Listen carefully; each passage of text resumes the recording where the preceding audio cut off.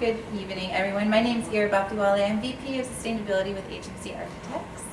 And what I really wanted to talk to you about tonight was this t-shirt. And so you're probably wondering, what in the world does this t-shirt have to do with design and sustainability and architecture? And you know, I would probably think the exact same thing if it had not been for an event that occurred about 3 weeks ago when I took this said t-shirt and I put it on. The newest addition to our crazy little clan, who's going to appear any minute now. He is right there.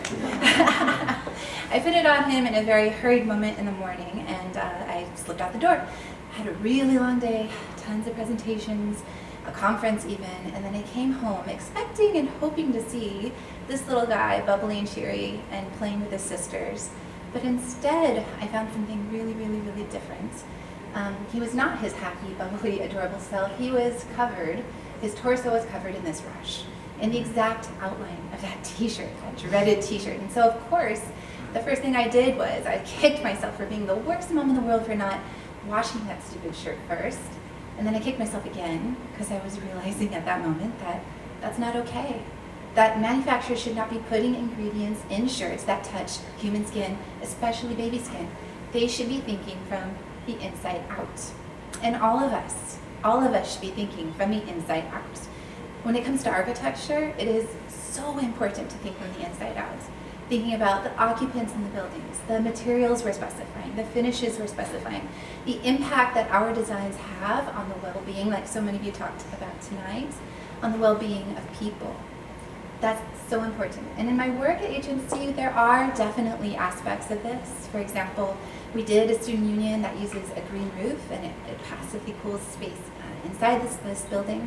It also cleanses the space, but more importantly, we're working on a system where the students can actually download that information from the building management system and understand how that system works. That's thinking from the inside out. We've also worked on workshops for kids, for 500 kids in the LUSD, that talk about energy and waste and water conservation. So they're building aquifers, they're building solar cookers, they're understanding how they can take waste and turn it into something beautiful.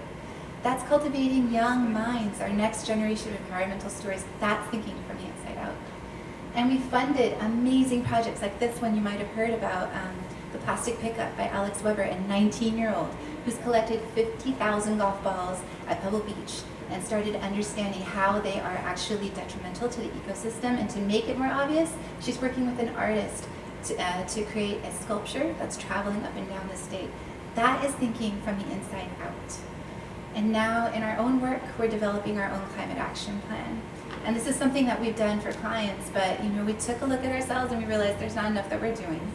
And so we're looking at the carbon footprint of our buildings, certainly that, but we're also looking at the carbon footprint of our own operations, how we're getting to work, what we're doing once we're inside our offices, and then, most importantly, having these conversations on a day-to-day basis, talking about what we can do at work, at home, and everywhere in between to reduce our carbon footprint. And that's thinking about the inside out, because in order to design from the inside out, you got to start there. Thank you.